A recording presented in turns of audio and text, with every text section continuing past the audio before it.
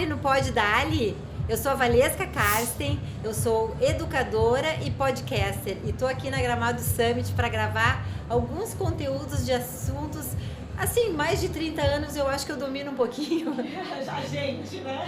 Educação, maternidade, falar de cenários de futuros e hoje eu tô aqui com a Silvia Berger, a Silvia palestrante, mentora de carreiras. Isso mesmo. É mãe da Manuela, que tem 16 anos, e da Mirella, que tem 14 anos. Exato. E também é mãe, tem 2 enteados, a Naomi, de 22 anos, e o Michel, de 20 anos. São Isso os filhos mesmo, do coração, são os né? filhos do coração. É um familhão, hein, Silvia?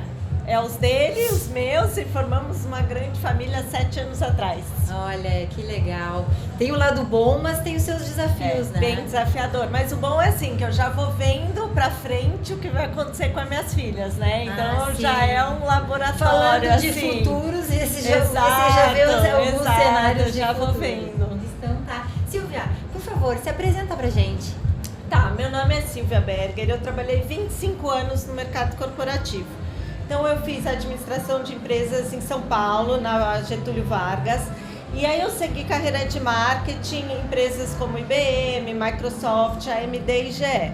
Há uns 8 anos atrás eu vi que eu não queria mais trabalhar no mercado corporativo, assim, estavam caindo pratinhos, né? Eu estava separada na época, eu tinha 2 filhas pequenas. Eu trabalhava numa área que eu precisava viajar muito e ficou muito difícil para mim conseguir gerenciar tudo isso.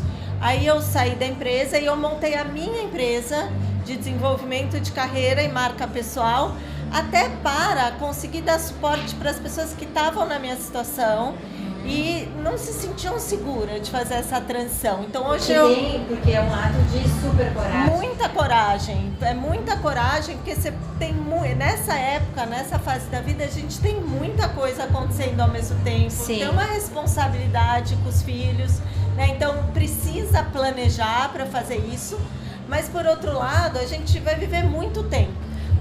Quanto tempo foi essa decisão? Há quanto tempo? Olha, faz uns 8 anos atrás. E eu acho que há 8 anos atrás as empresas eram diferentes do que elas são hoje, porque as mulheres hoje conseguem se posicionar mais. Exatamente. Porque a gente praticamente tinha que administrar tudo sozinha, então, né? E sem flexibilidade. Se fosse antes, se fosse depois da pandemia, talvez eu não teria saído.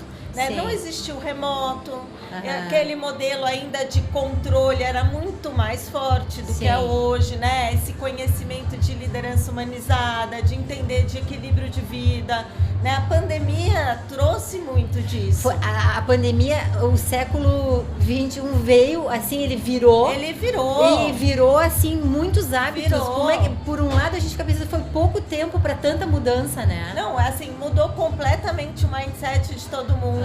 A gente começou a perceber o quanto a família é importante, né? Sim. Quanta gente falou, gente, pra mim foi uma bênção. Eu vi meu filho crescer, eu ensinei meu filho, eu alfabetizei meu filho. Então, este lado, ressignificou. Se você falasse na empresa naquela época, eu não quero viajar porque a apresentação de balé da minha filha, acho que iam me mandar embora, né? Ai, que descomprometimento. Hoje você pode falar isso. Pode e deve. Porque exatamente. Hoje é comprovado que as empresas que cobram alta performance são as que acolhem as necessidades das mães e das mulheres. Porque exatamente. Imagina se você pode se dedicar para organizar uma festinha de aniversário, levar o filho ao médico ou poder convalescer de uma doença, você volta. Quando você tem essa compreensão, você volta melhor. Muito mais engajada, né, com a empresa. Então, assim, mas eram outras épocas. Sim. E no fundo eu estou muito feliz hoje com o que eu faço. Eu acompanho diferentes momentos de executivos e eu também participo de uma empresa que chama Juntos, Educação Parental, em que a gente vai nas empresas e vai nas escolas que contratam a gente e falam de diversos temas. O que eu falo é o futuro do trabalho. Que legal, assim, de uma administradora executiva, hoje você é uma educadora. Exato. Tenho a formação de educação parental. Que legal. E educação é uma coisa, assim, é um trabalho cansativo, mas só quem está no meio para saber o quanto ele é gratificante. Né? Eu trabalho com crianças. né? Mas trabalho também, educação parental, às vezes Não, é um desafio. Tá junto, né? É um desafio, porque a gente tenta pôr em prática algo que a gente não foi criado dessa forma, né? Assim, meus pais me criaram de uma maneira muito autoritária, no sentido de eles mandavam, a gente obedecia. Sim, porque era assim. Era assim, não precisava justificar, não precisava... E agora o pôr em prática, porque a gente acaba levando para os nossos filhos o que a gente aprendeu em casa, né? Então, assim, é natural para mim entrar no quarto da minha filha assim, que bagunça é essa? Agora, filha, olha só, né? Tá vendo essa calça? Ela não vai sozinha. Vamos ter um combinado do que vai acontecer da próxima vez? Se já tá combinado, depois... Mas assim, né, na hora H nem sempre. Mas eu acho que, assim, acho que a gente. A grande questão é achar o equilíbrio. Exato. Às vezes a gente larga que porra é essa? Larga. Porque fica horrível da gente fazer tudo, porque parece que é uma fada. Eu cheguei à conclusão que em casa eu tenho uma dificuldade de pedir. Porque às vezes eu tenho dificuldade de ficar naquela narrativa de se ensinar a fazer. Enquanto eu falei todo aquele discurso, eu já fiz 200 coisas. Exatamente. E aí acaba que a galera fica naquela zona de conforto. Então eu acho que os nossos... A minha mãe, eu lembro de chegar da escola e ela tirar tudo do meu armário e botar em cima da cama e eu não poder ir pra cama. E aí eu tinha que arrumar o meu armário, eu detestava. E nem precisava falar nada, né? E aí eu tinha que fazer... Porque, tipo, ela era a dona da casa. Mas acho que agora tem uma confusão. Como é que você vê isso? Porque tem uma confusão entre os pais negociarem demais. E aquelas crianças pequenas, sem condições de entender aquela negociação, acabam indo, e aquilo não termina. Eu acho que tem muito a ver com internet, né? Na hora em que a gente tinha, como nossos pais, muito uma referência. Né? Toda a parte do conhecimento, toda a parte vinha deles. A gente não tinha acesso a absolutamente nada. Eles eram nada, a nossa enciclopédia. Eles liam o jornal, eles eram a nossa enciclopédia, exatamente, atualização. Você não tinha acesso, a Barça não ia mudar, né? Então a única acesso que você Até tinha eu era acho que a questão hierárquica do poder era porque eles eram poderosos, porque eles sabiam mais do que a gente. O conhecimento. Então, naquela época, o que tinha valor era o conhecimento. Sim. O que hoje em dia não é mais, né? Hoje o conhecimento foi democratizado. Tá no bolso. Todo mundo telefone. tem acesso. E aonde se diferencia com essas habilidades que a gente tem socioemocionais de saber usar isso. E o repertório. E o repertório, exato, a experiência. Por isso que eu acho que depois a gente volta, mas quando a pessoa é muito mais experiente, fica, eu não vou me recolocar. Se você souber usar para o seu bem essa experiência, você vai. Os jovens hoje, eles têm acesso a essas informações, então eles têm agora na cabeça deles ferramenta para entrar em combate, né? Para te contradizer, para... E outra, que eles têm a manha de lidar com tudo aquilo. Total. E eles não nos ensinam. Hoje o poder está na mão deles. Porque assim, outro dia eu estava ouvindo a palestra do Zé Schneider e ele falou assim, sabe quando que você percebe que você domina a tecnologia? Quando você faz as coisas e não precisa perguntar para os seus filhos. Não é? Porque assim, às vezes eu olho assim, não vai ser possível que eu não consiga localizar um filme no streaming para eu colocar. E aí quando vai perguntar, eles vão lá e fazem, não, mas me ensina. Não, eles não ensinam a gente. Exatamente assim. E às vezes você tá do lado deles, eles arrancam da sua mão. E fazem. Ele fala, mãe, me manda não sei o que, aí eu tô lá, tá aqui, não vai ser igual, mas é exatamente isso. Mas eu não desisto, sabe? Às vezes eu dou uma notadinha porque eu digo, eu não posso ficar dependente digitalmente das pessoas desse jeito. Mas eles realmente, eles nos enfrentam. Mas eles têm uma coisa que a gente, não tem uma coisa que a gente tem. Vai colocar essa faixa etária para gravar um podcast assim. Eles morrem de vergonha, não é? Então, mas sabe por quê? Porque a gente desenvolveu a comunicação desde cedo. Você tinha que conversar com o seu amigo no telefone. Você não escrevia para o seu amigo. Faz todo sentido. Você tinha que falar o que você sentia, você tinha que falar o que você queria, você precisava encontrar para marcar de encontrar. Eles, quantas vezes você já não viu jovem um do lado do outro no celular? Aconteceu uma coisa tão louca, a gente saiu para almoçar uns amigos e o filho de uma dessa minha amiga era muito amigo da filha de outra. Se falavam o dia inteiro pelo WhatsApp, vamos todo mundo, aí eles vão juntos. eles não conseguiram trocar uma palavra, eles só sabiam se comunicar pelo WhatsApp. Mas isso que você está falando faz muito sentido. Eu fiz uma pesquisa na pandemia chamada Paisdemia e eu entrevistei muitos pais e adolescentes. E eles, as primeiras festas que foram liberadas, que as pessoas podiam conviver de novo, eles não sabiam onde colocar os braços. Não, era desesperador, foi muito complicado. Tipo, eu peguei minha filha, ela começou a pandemia criança e saiu adolescente. Mas ela não tinha feito essa passagem para adolescentes. Então é exatamente isso, ela já tinha idade para ir nas festas, mas ela não tinha a menor noção de como se comportar. Os meninos não tinham a menor noção de como chegar e puxar um papo. E aí eles se falam só, então assim, em festas eles se conhecem, trocam o Instagram, aí ficam só depois se conversando por mensagem. Ou fala por triste. FaceTime, mas assim, é diferente do olho no olho. Totalmente diferente, você está protegido, né? A falsa ideia é que está protegido. É muito triste ver como isso... E aí esses jovens que começaram a trabalhar na pandemia e tal, e estão no remoto, eles acreditam que funciona, porque funcionou, tinha que funcionar. E eles não conseguem entender a diferença de um presencial, né? O que existe fora daquela estrutura organizacional formal. E para quem já veio do mercado antes, a gente sabe que a empresa não funciona pelo organograma. Né? O que funciona numa empresa é um organograma paralelo de quem são suas conexões, né? É você ir na área do fulano e falar, você consegue ver isso pra mim? E o cara na hora, mas é isso que funciona. Então você está num remoto, você nunca trabalhou na empresa. Já visto por todos esses summits que tem e são um sucesso. Total. É isso? Então, assim, eu vim pro Summit, vi palestras excelentes. Tá gostando? Muito. Você tá gostando? Achei excelente, de verdade. Palestras nível muito alto. Mas esses relacionamentos que a gente faz... Network. Né? Porque assim, não é sobre ir atrás do que você já sabe que você precisa. Você descobre coisas que você nem sabia que existia e pode usar. Né? Então, esse networking é fundamental. E o jovem hoje tem uma dificuldade de entender porque ele não sabe nem fazer, né? Sim. Então, é um problema isso. Sim.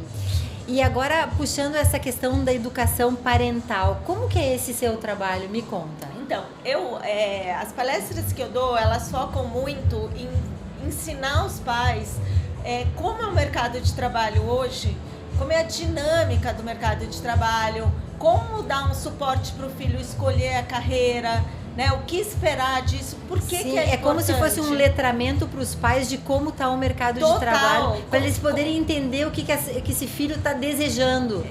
Mais do que isso, uma tradução. Né? É conseguir respeitar, porque o que acontece, né? Eles vêm, nós pais, a gente vem de um mercado onde ficar mudando de empresa é muito ruim, né? Então, quanto mais anos você passava na mesma empresa, mais respeitado você era, né? Então, qual era o maior case de sucesso? O cara que entrou como motoboy, ou mesmo que seja estagiário, hoje é presidente da empresa. Esse era, assim, case de sucesso máximo. E você ficava numa carreira só, porque qual era a referência de sucesso? Quanto você ganhava em seu cargo. Se você estava feliz, ninguém estava preocupado com isso. E as pessoas nem se questionavam, né? É meu trabalho, eu vou fazer bem feito porque eu quero subir. Então os pais vêm, muitos ainda vêm com esta expectativa para os filhos, né? E a parte do comando-controle, existe uma hierarquia, o chefe que manda, o funcionário obedece. Aí você vai para uma realidade hoje que não tem nada a ver com isso. E eles vivem experiências. A questão da fidelidade, que era um valor, e agora não é que não são fiéis. É porque ou se conecta com aquele propósito ou não. Exato, eles vivem hoje muito mais pelo propósito deles, que envolve muito equilíbrio de vida, envolve muito o estar feliz com o que está fazendo, né? Então eles querem focar muito mais no que eles gostam de fazer e no que eles fazem bem. Sim, né? eles também, a gente construi o patrimônio, eles não precisam se preocupar com uma casa própria, uma coisa até precisar, né? Até precisar. Mas eles sabem que a gente tem. Então, isso é uma coisa que os pais têm que tomar muito cuidado, né? Para não dar essa garantia para os filhos não acharem que... E tem pais que também não têm. E mesmo assim, os filhos, eles estão dispostos a viver com menos, desde que estejam fiéis ao seu propósito. Então, começa a ser um problema, porque assim, e aí, por outro lado, a gente está falando de carreiras que não existiam e que passam a existir, e vão surgir mais carreiras que nem existem hoje. Não estão nem nomeadas, né? Nem nomeadas, eu tive pessoas próximas que tinham um trabalho, eu levei muito tempo para traduzir, entender o que era aquele trabalho. Não, total. Assim, eu vejo o meu caso, assim, para o meu pai, foi maior dificuldade e quase talvez uma decepção. Como é que assim, você foi largar? Como eu vou explicar para os meus amigos que a minha filha, diretora da GE Healthcare, está saindo para ser, como é que é, consultora de que eu não entendi nem direito o que você está fazendo. Assim, isso ainda existia. Sua maluca. Entendeu? Ai, porque você não está feliz. Você entende? Então, os jovens, tem muitas pessoas que pensam ainda igual meu pai, né? Porque eu fui criada ainda para ser disso, né? Se eu não fosse muito mais forte que eu, talvez eu seguiria no mercado. Então eu ensino os pais, com a dinâmica desse mercado hoje, a importância do filho escolher a carreira dele e que talvez não vai ser nem engenheiro, nem médico, né, nem arquiteto, nem advogado, vão ter outros nomes que talvez ele nem vai entender. E que ele pode começar numa e mudar para outra. Exatamente. Porque vai somando as experiências. Exatamente, que isso vai só aumentando o repertório, aumentando. E isso é um ativo para ele. E aí você faz essas mentorias e você conversa assim com o adolescente, o jovem adulto e com a família? Então, como é que é essa dinâmica? Então, nesse programa, o público são os pais, né? Educação parental mesmo. E você fala em escolas? Eu falo em escolas e falo... as escolas fecham com essa empresa e a gente, conforme a necessidade, perfil, né? Se é ensino médio, se é... E outra coisa que eu faço também, esporadicamente, algumas faculdades têm entrevista agora, né? Como se fosse entrevista de emprego. Porque as próprias faculdades entenderam que não basta só ter o conhecimento técnico. Então, a AGV tem entrevista. Então, tipo um teste vocacional, assim? Não. É entrevista igual de empresa. Com o candidato.